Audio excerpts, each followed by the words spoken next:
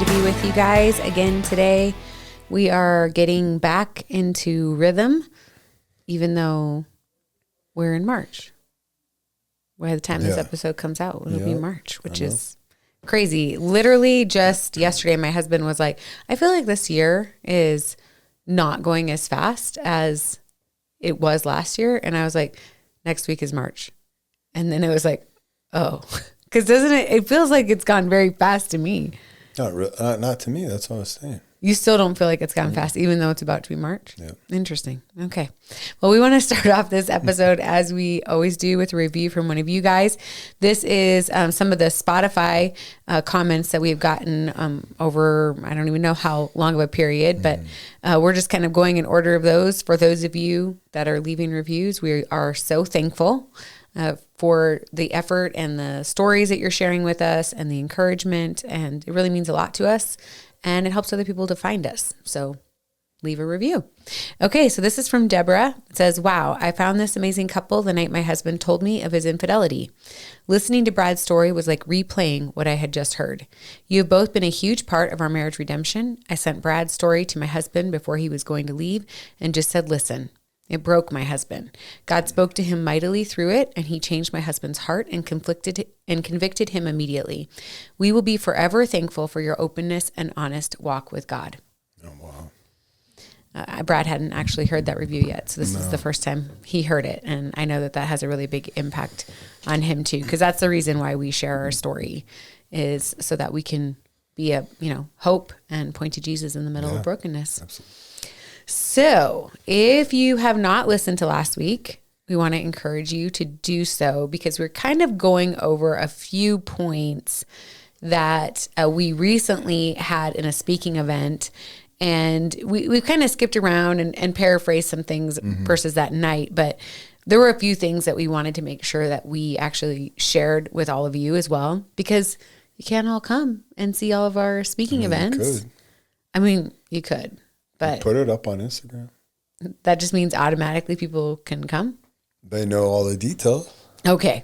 I guess if you didn't show up, you don't even care. Yeah. So I guess that's what Brad's saying. Okay. Well, we had an event, and we had an acronym, KISS. Keep it simple, sweetie. We don't want you to misinterpret what that last S stands for. Yeah. Keep it simple, sweetie. And last week we really kind of honed in on the emotional intimacy piece of the I in KISS. And this week we're going to dive into S is for sacredness. Yes. Dun, dun, dun. This is all you. Yeah, and intimacy was all you. Mm-hmm. Yeah. Well, so for me, this piece of the puzzle, and I didn't actually kind of think of how important this was to me, I think, until I started writing it down, because I think for me, sacredness, being set apart, being special within your marriage relationship and knowing that is sacred, I think was a key piece to my own healing and to healing in the areas of intimacy was sacredness, because it developed trust where there was none. Yeah. The fact that this became like sacred ground, that was the thing that allowed me to begin to feel safe with you, emotionally, physically, spiritually. The sacredness was a huge piece of the puzzle for me. And the verse that we really focused on for sacredness was, what therefore God has joined together, let not man separate, which is Mark 10:9. So that for me, when I was going over and studying this verse, it was like, okay, I think we can skip over it really quick. Like, okay, yeah, let not man separate. Yeah. And we don't really dig into the things that can separate us.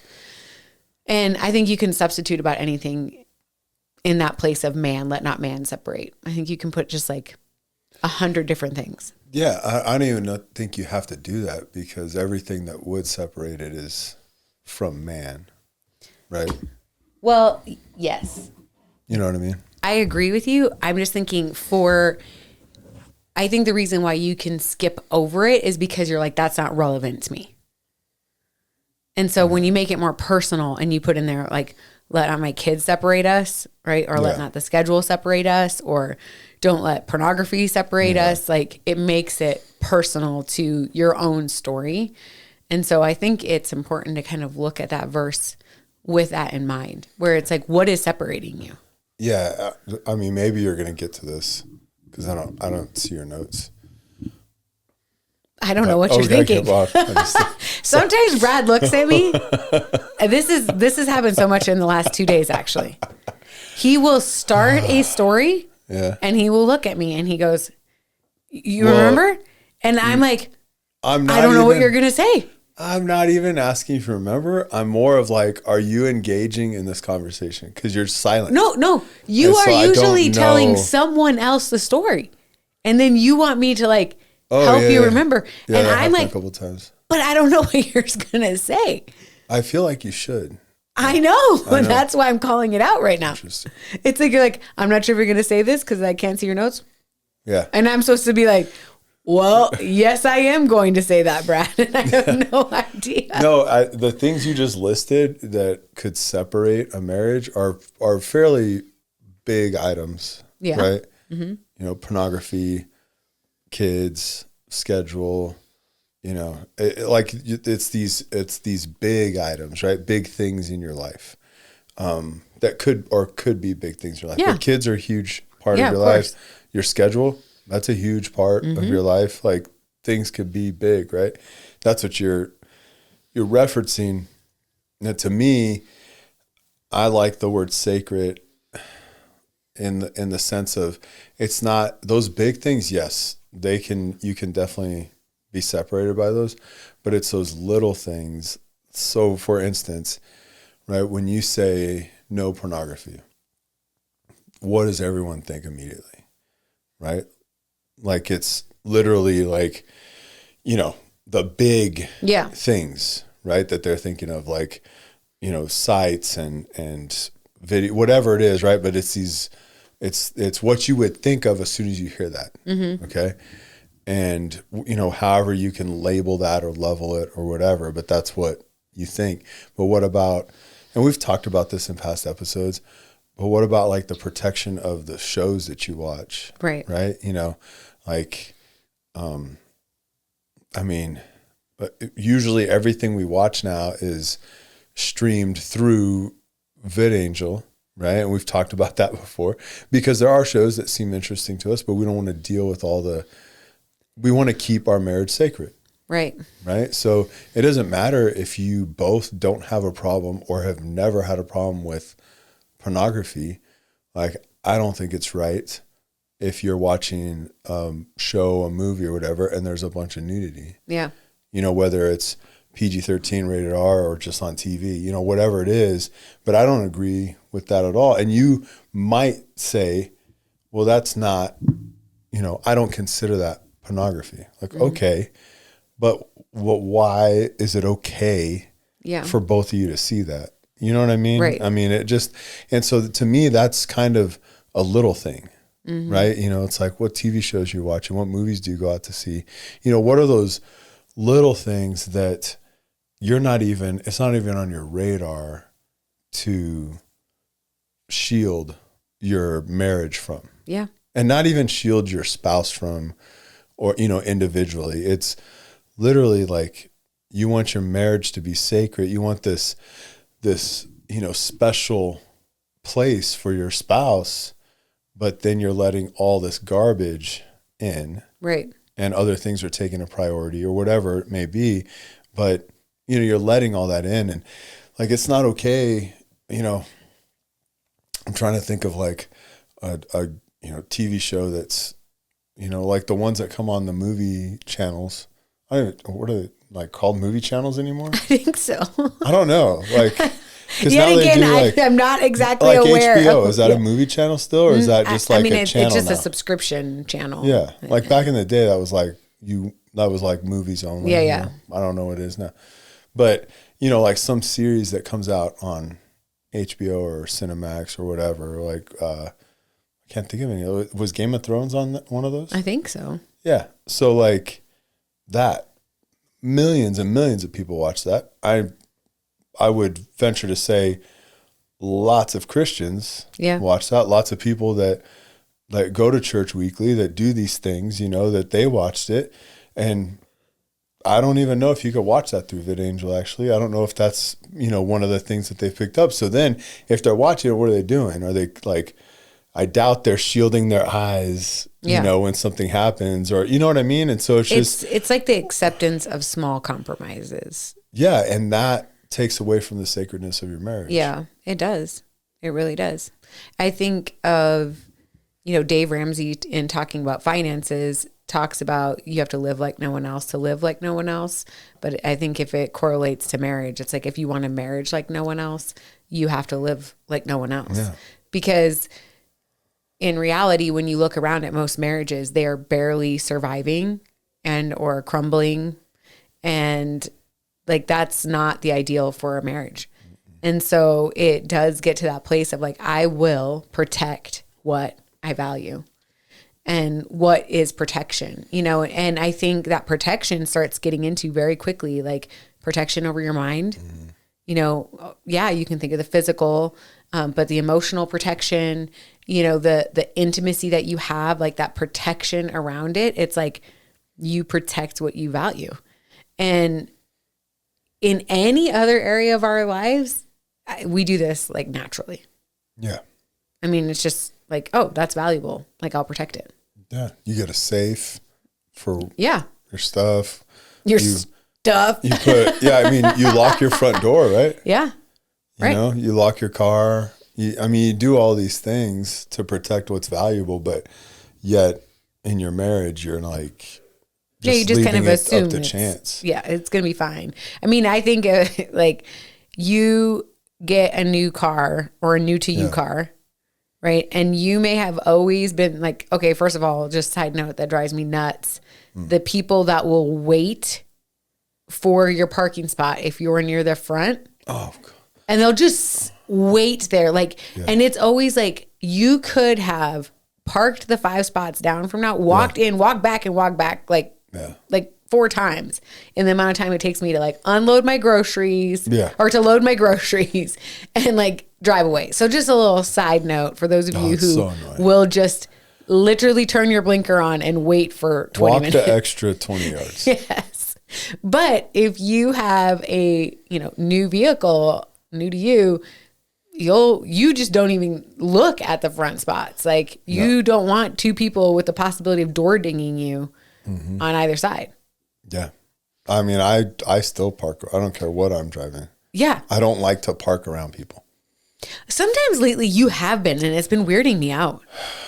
Because I'm used to, like, Brad is a person who is like, I'm going to park further away, and that does not bother me. But like lately he's been like creeping more towards the front, and I've noticed this. Maybe I'm just old now. Maybe. All I know is there's more door dings on our vehicle. That's my fault. Clearly, now we all know. That's your logic. Drawing that conclusion, exactly. Because I work very hard not to have 2 people on either side of me. Because El Pasoans be crazy, guys, with the driving and the parking. Okay, so anyways, I just think that's a good thing to think about, like or if you think about your kids, right? Like what we will do, the lengths that we will go to protect our children, which we should. Right. And for some people, like you need to protect your kids even more from like some of these outside influences over your kid's mind. Right. We worry so much about like the physical protection, but we also lose, the protection over their mind. But it's like, man, in your marriage, like you have to protect what you value. And, we have talked about this bleeding into like guardrails in a marriage when it comes to sacredness. But I think, why leave this up to chance? Yeah. Right? Why leave this up to chance that you and I are on the same page about something? Like, I just think this is a proactive protection. And I think that's where we want to get people to, where it's like, hey, you may have not thought about this sacred aspect of your marriage a whole lot, because I think what happens is you get married and you assume the sacredness is there, and then you don't pay attention to it unless it's broken. Yeah. I mean, I would even say though, like, that's not even something people think about at all. Right.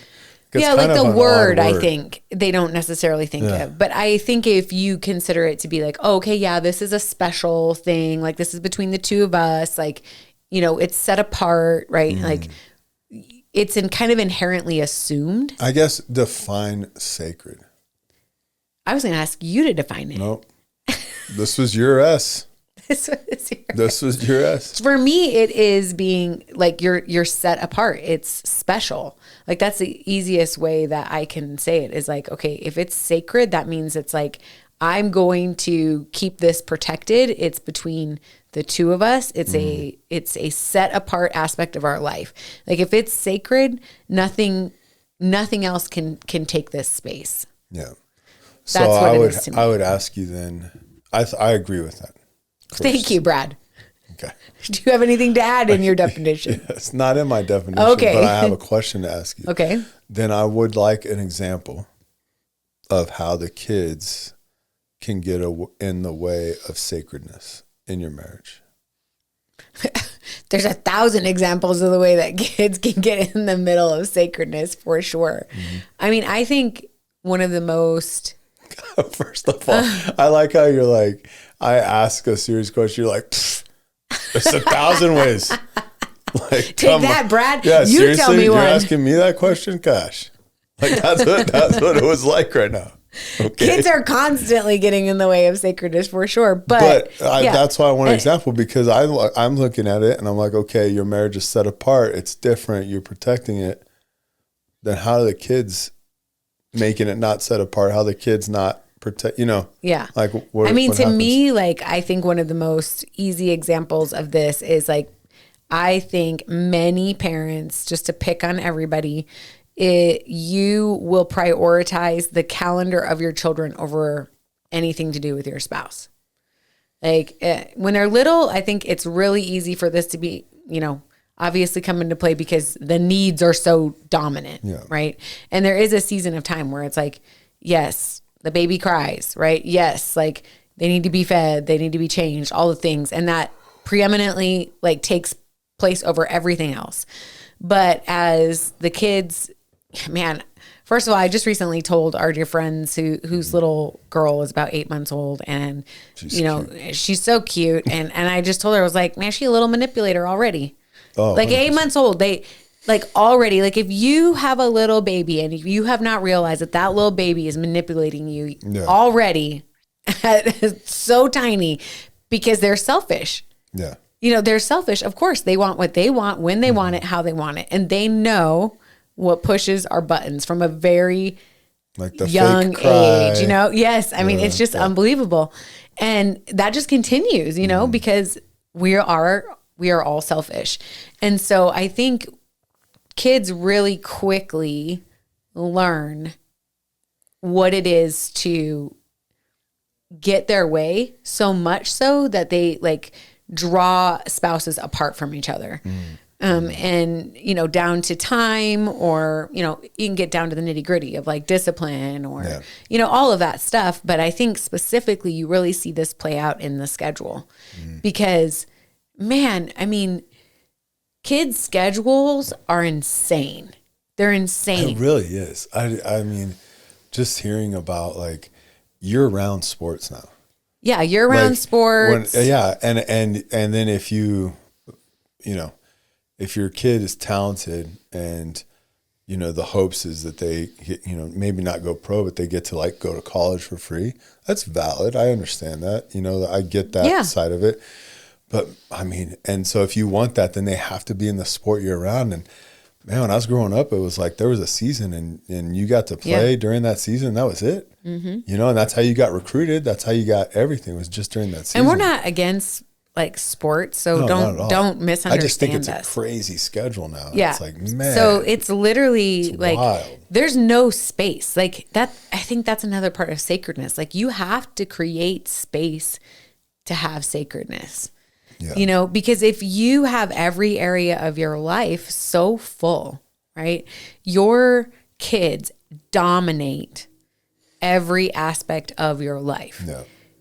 Where is the sacredness of your marriage? I mean, and if you're wondering whether or not you're okay in this area, I think I would just ask your spouse whether or not they feel like, hey, do you feel like you're, special and set apart, like that we have some sacredness? No, and I think it can be done with that type of schedule. It can be. I do believe it can be. That you're very intentional and in the forefront of your mind is, I need to pursue my wife. I need to pursue my husband. Like, I need to be intentional about our marriage. Then I think that, you can, because there's tons of, kids and it's good for them to be in sports, Yeah. And I'm not trying to play like devil's advocate to your point at all, but kind of. Well, but I think that I don't think that that's a death sentence for I don't think so at all. A marriage at all. Like, I think that you can have a great marriage. I guess the bottom line to all of this is not letting that thing become not letting that thing split you guys apart.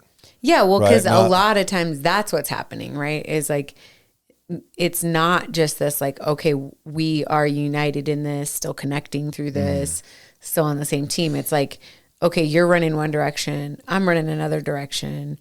We don't ever have a time for a date night. We don't even have time to go to church because there's, a sporting event every single Sunday. Yeah. And like, we're out of town every single weekend. It's like, those are the kind of things that do begin to tear away at the fabric of sacredness and just your marriage, right? Because eventually when you don't invest. Yeah, because I kind of look at it like this, like in another sense. Maybe this will make sense, maybe it won't. But I kind of look at it like if your job requires you to travel a lot, right? It's kind of the same thing. That's a lot of time away from your family that's required. Mm-hmm. It's not necessarily that you're volunteering for it. It's just, this is what I do for a living, right? Truck drivers. This is kind of a funny example because in our marriage, that really did have a horrible impact. Well, yeah, but I wasn't pursuing God. Yeah. I wasn't I wasn't very intentional with our marriage. Right. We weren't going on regular date nights. Like, the list of everything else wasn't sacredness. There was no sacredness. Yeah. Right. So then, yes, that's why it hurt. But that's what I'm saying. Like, so, I guess I don't want people to be like, well, I guess my marriage is just doomed. Not sacred because my job requires me to leave, right. 3-4 times, out of a month or whatever it is. But I have to do that. That is literally my job. And that's what puts food on the table. That's what supports my family. That's what, makes it possible that we could do all these other things. Right. And so that could be a factor. But if you're pursuing your wife, if you're very intentional when you come back, if you're very intentional even while you're gone, like, that is keeping your marriage sacred. So yeah, and then if you have sacredness established, even when a couple is apart, they recognize that they're still honoring their marriage and honoring each other, right? Like, I'm not an advocate for being gone every weekend. Like, I'm a big proponent of, I think that you should be in church, right? Do you need to be in church to be saved? No, I don't believe that, but I think that is part of strengthening your faith. Yeah. Is to be in church, right? So I'm real big on, I hate missing church. Like, I want to be in church. And so I'm not advocating being gone every weekend, but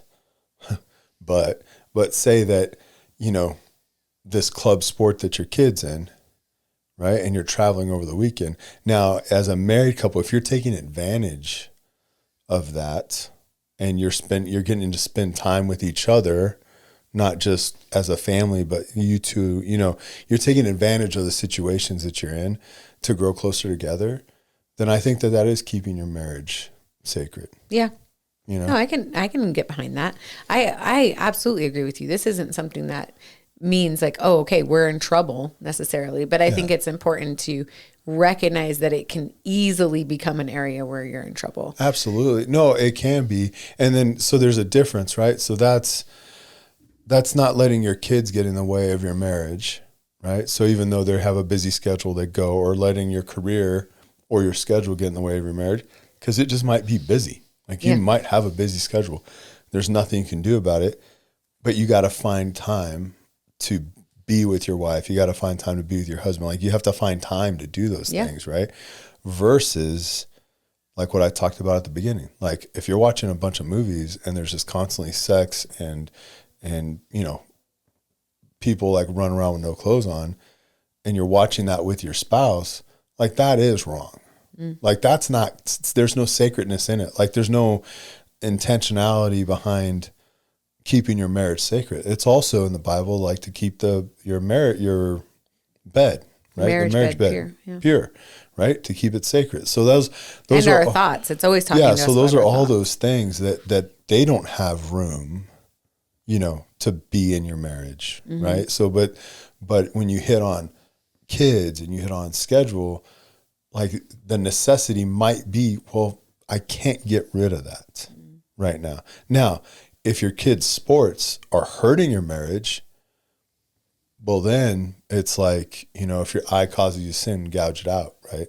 It's that whole side of it, right? You know, it's like, well, if this is what's killing us, you know, because it's a financial strain on our marriage. We're gone every weekend. You know, I have to work and I have this. And, you know, then it gets to be this overwhelming aspect where you're like, man, if I remove that, then all of a sudden I can have more time for this. Well, then that might be something you need to remove. And especially if you're in a season of healing, I think it's really important to recognize, like, it's okay if I lay things down in this season. Yeah. And like your kids will be okay. Absolutely. If you don't do that for a season. Yeah. First of all, like, so our kids, they were in sports when they were younger. Our big thing was like, hey, Sundays, like, that's not happening, you know, with any kind of sport they did. Even when I was growing up, like that was a rule in my house. Like Sundays is for church, right? Like you're not missing it. You know, maybe if I went to the NFL, it'd been different, right? Maybe the little, you know, like, okay, you need wiggle room. You better go later, you know, but yeah, maybe a little wiggle room in that. But our kids, you know, they picked, I mean, I think like our middle son, like his desire, definitely he wanted to do everything. Yeah. Everything, right? But something that they all three just grasped on and loved was martial arts, right? Jiu-jitsu, kung fu, all these things. Like they grabbed onto that and they loved it. And they continue to do that. And that was something, I didn't push them away from not doing sports, but that's just something they found, you know, and that we supported, of course. But if it was something that was going to get crazy for whatever reason, you know, then that would have been something where we sat our kids down and been like, hey, like we're going to just have to take a back seat for a minute. Yeah. Right. Because you sacrifice for your kids and you should. Right. And you should sacrifice for your wife. Like you should do those things 100%. So if you're going without for your kids to have, I can't, I mean, I guess I could go deeper in that and argue against it, but on the surface level, like, no, that's part of it, right? That's part of being a parent. That's part of doing things. It's all part of being a parent. Yeah. So like I can get behind that. But if it's something that's really starting to destroy your marriage, which ultimately what I want my kids to see is I want them to model their marriage and their relationships after what they grew up in, right? Not saying that we're perfect, no, by any means, but I pray that we were a model, that like a litmus test almost, that they can use against their relationships. Yeah. Like this isn't going, like, I don't understand this. Like why, I know my parents, like this is the way they were. I don't understand what's going on here, you know, and then be able to identify and fix or whatever they need to do. But I would rather that than, you know, being a pro in any sport that they choose or any, you know, any other outside. It could be band. It doesn't have to be a sport, you know, just, oh yeah, of course, any other outside extracurricular activity. Like I would rather them be great at the relationship, marriage, their walk with Christ. Like I want that modeled before anything else. And what's funny about that is if you can model that equals discipline, sacrifice, sacredness. Think about what happens when you model your life after Christ, right? The focus that you can have, all those things, they translate to success. Absolutely. In all other aspects of your life. Yeah. Right. So to me, the most important thing is to show them this is what a marriage should be like, that's chasing after God, that's not perfect. They've heard us like disagree. I mean, we don't yell at each other, but they've heard us like, get snappy and then say sorry, things like that. Like they've heard life, right? Like just real married life. But they also see the consistency. They see the intentionality. They know that, mom and dad are for each other. They know that we keep our marriage sacred. Like they understand that. Yeah. They know that we don't do certain things that other people do because we want to keep our marriage sacred. They know we choose not to go places or whatever because they know the reason why. Yeah. Right. They really do. They know like, me as dad, I'm not going to go do X. Well, it's because that shouldn't be something that I do. And I want to protect my marriage. I want to protect my family, or even how they hear me speak about you outside of where you're there. Like, of course, it's me and the two boys right now. And of course we joke around. Yeah. Like this morning I sent this. I know. This reel. I was like, this is so unrealistic. My middle son just got Instagram and he's not like, some dude that's always on the phone or anything like that. He's a very busy kid, very busy. I'm like kid, he's 18. I know. Well, he's still a kid, right? No, he's super busy. So anyway, I sent him a reel on Instagram and it was pretty funny. It said, when you hear mom wake up and stomp around, and then it showed the scene from Gladiator and Maximus is standing there and he's like, whatever's on the other side of these gates, we just need to stick so together. Ridiculous. When these gates open, make sure we stick together. And of course my son just like lost it when he saw it.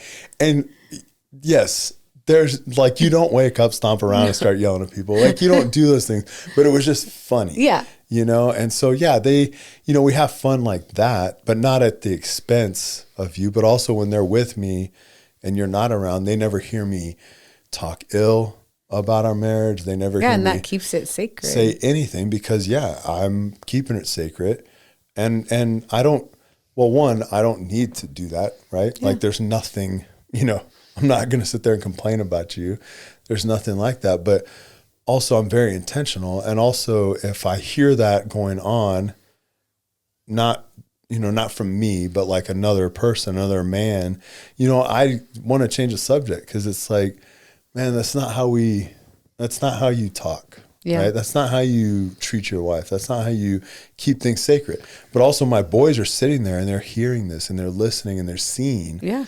So I want to be that example for them. Like, how do I cherish my wife and how do I keep her sacred? Well, I'm showing them the right way. Yeah. Right. So they can in turn do that and maybe do it better. Right. I always want them to do everything better than I do. So maybe they do it better, but I want that. I want above all else, like I'd love to see my kids successful, of course. Right. And then, you know what? Yeah. Be like Uber or whatever. And you can like take care of your mom and I. Right. Go buy us a house, go give me a truck, whatever. Like, dude, chill. Back to the truck. Right. Yeah. Like you can go do those things. Like, I'm not going to stop you. No, I would love to see that. But ultimately what I really, really want to see, I want to see healthy marriages.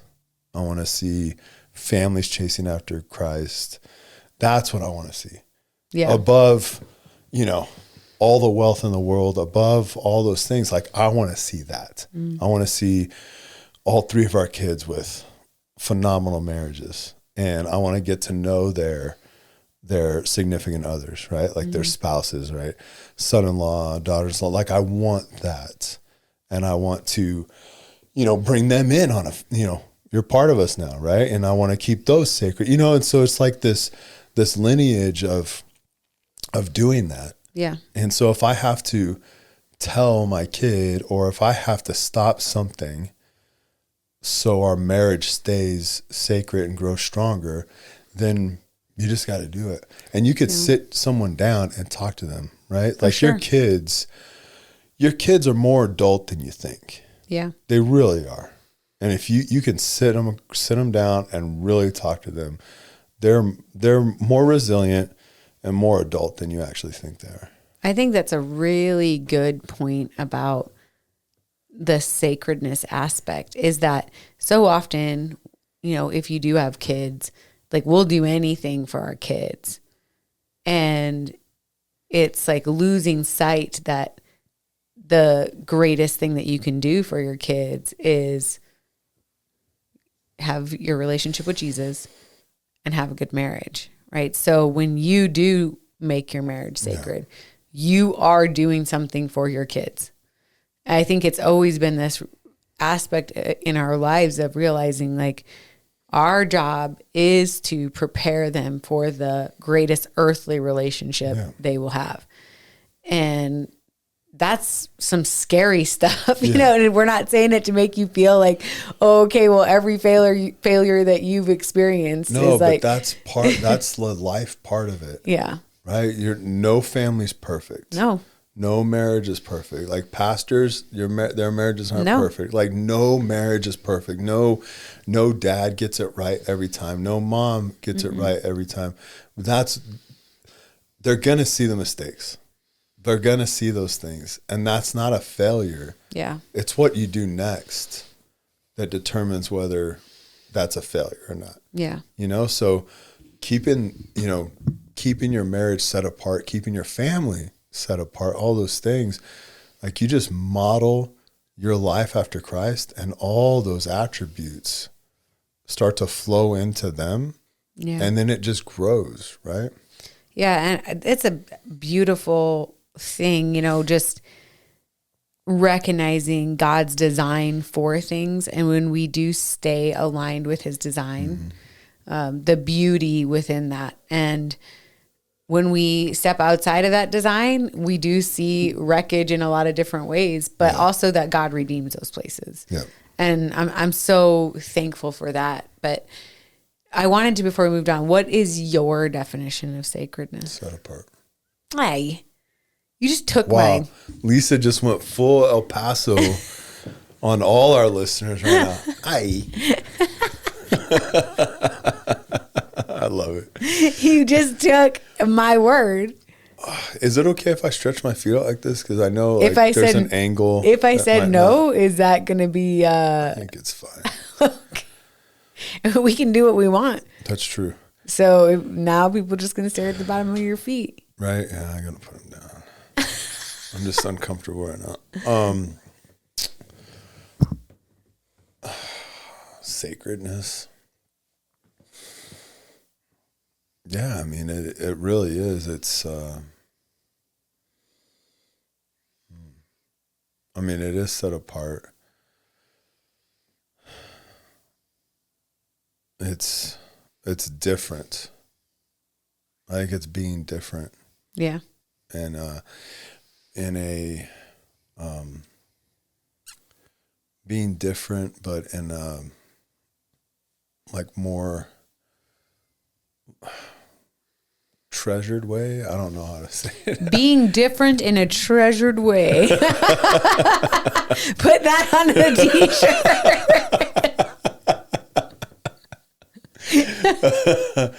No, I don't know how to say it, because it is.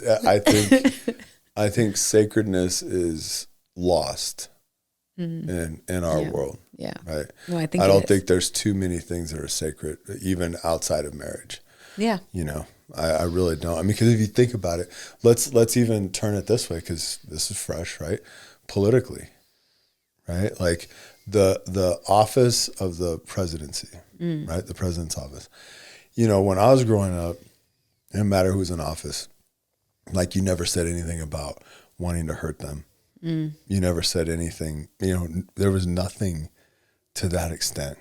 Right. And it was almost like that thing, like, well, if you say that, like, you're committing a crime. Like, it didn't matter what side was in office. Like, this is the United States president. Like, you don't say those things, right? And now, man, people on YouTube just say it like whatever. Yeah, and like, both sides of the aisle, yeah. Yeah, I hate that person, they need to die, and things like that. It's like that office in itself is not sacred anymore, right? Because people don't take it that way, right? Right. And, corruption, whatever, like maybe that's why it's broken, but I'm not here to say that. I'm just saying, like, they don't treat it sacred anymore. Life isn't sacred. Like, life's not sacred anymore. Yeah. I mean, it is sacred, but the perception of it outside of a biblical view, right? It's not sacred anymore. Look at it, right? You go, I have a baby. I'm just going to get an abortion. Who cares? Right? Like I don't want that. Right? I hate them. I wish they'd die. Yeah. Like that's, or seeing something horrible happen to someone and be like, good. I think that should have happened to them. Right? And that's not Christ-like. Yeah. But that's also not treating life sacred. Right? Even, I mean, on so many levels, I eat meat, right? I'm like, I will go hunt. I will go do those things. In case any of you question whether like I'll go hunt. I'll do those things. But when you flip that around and people are just, out just to shoot, live things just for fun and not use the animal, not use, like that's not treating life sacred as it is, and it's just like this flippant side of that, or even people that shoot other people, like citizens is shooting citizens and that just, or you see people run around and slap, and hit somebody and run away and try to knock them out. Like you're not treating life, as sacred as it should be. Right. Yeah, it is true. Like the stations of life, even, when we grew up, it was very much like reiterated, like if there's an adult speaking or there's an adult, be quiet. Then you better, be listening, and you better like honor the elderly. Those things were just kind of inherently placed within you. And, as the years have gone, you just kind of see how that has eroded, that respect for one another has eroded. Yeah. And I think the reason why it's eroded, well, one, parents aren't parenting and things like that, but also, and godless, but I think another reason why it's eroded is because of something that happened, right? Don't speak. If an adult's speaking, don't speak. And then that adult did something bad, right? Yeah. And then it's always like one extreme leads to an overall, and then all of a sudden there's the principle in and of itself overcorrection, is, it's true. So I think that a lot of that stems from like some corruption, something bad that happened. And then it's like, well, we can't do that. Like you need to speak up. You need to do this. You need to do that. And I agree, to extents, right? But you're right. It's like an overcorrection because honestly, like from marriage to conception, to sex, to life in general, to all those things, like it's not sacred. Yeah. Generally speaking, right? It's not held up like it should be. In high regard, yeah.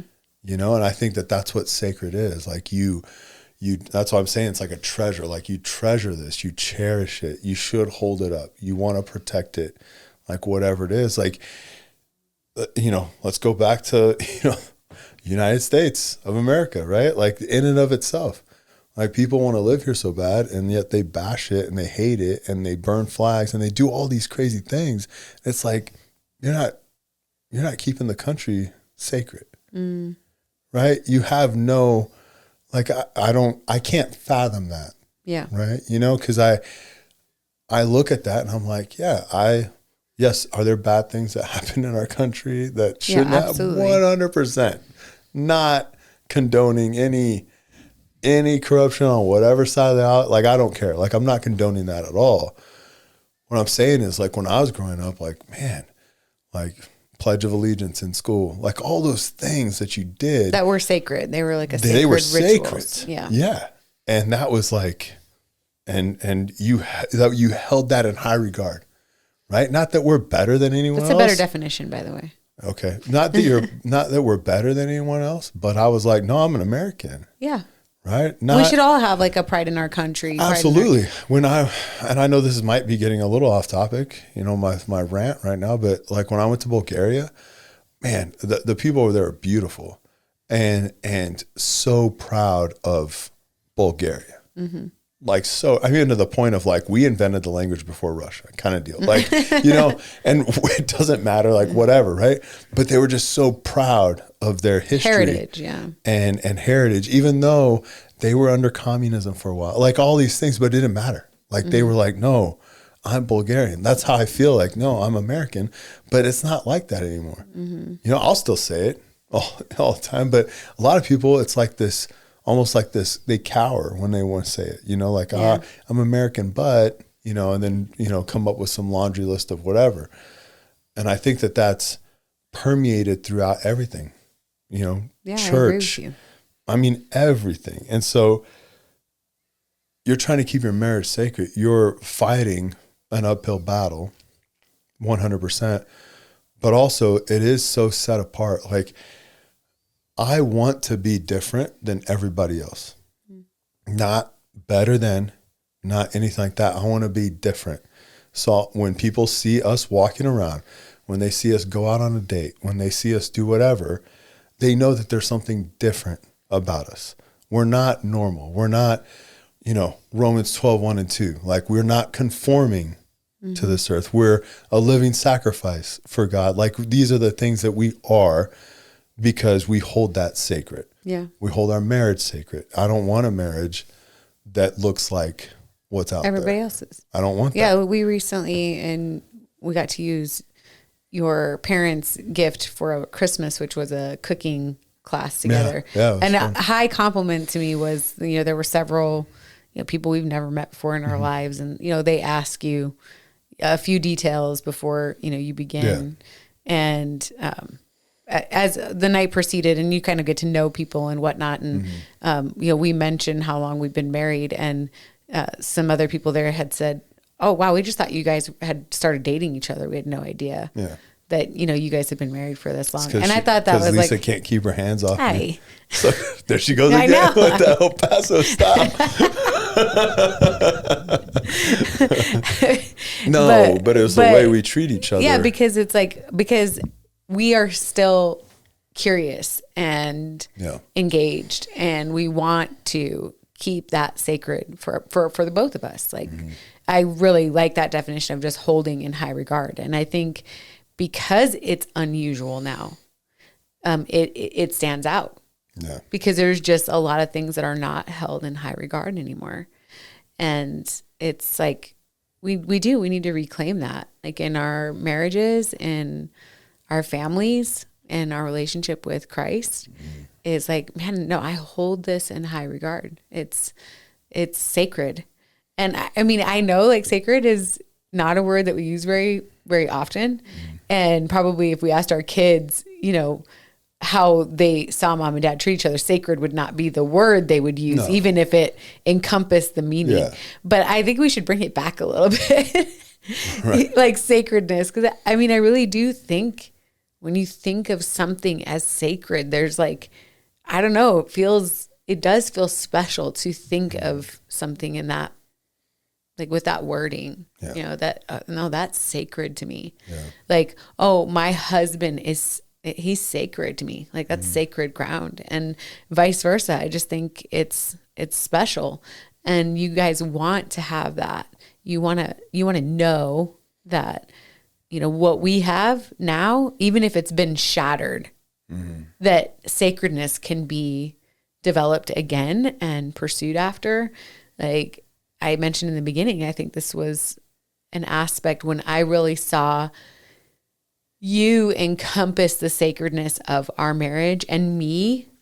That was one of the biggest healing components for me, and really beginning to have, true intimacy in our relationship was this like, well, okay, well, this is being held in high regard. Like this is special. Yeah. This is set apart, right? Now I can feel safe with you.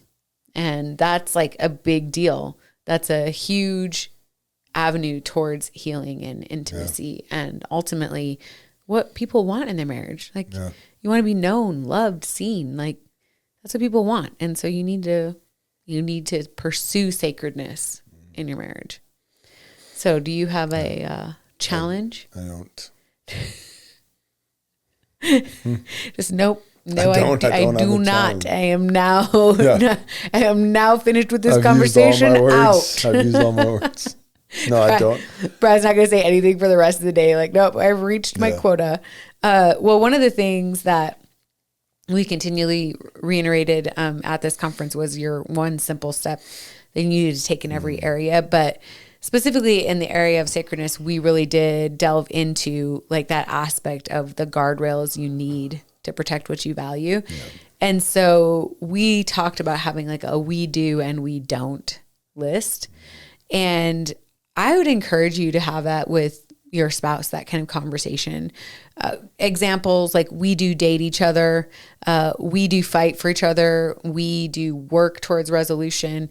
Examples of we don't say divorce, we don't give up on each other. You know, like it can seem very, I don't know what the exact word I'm looking for is, like a given that these things are within your marriage, but they're not. It's not a given. If you don't decide now what you're not going to do, when it becomes hard, you'll end up doing that. Yeah, absolutely.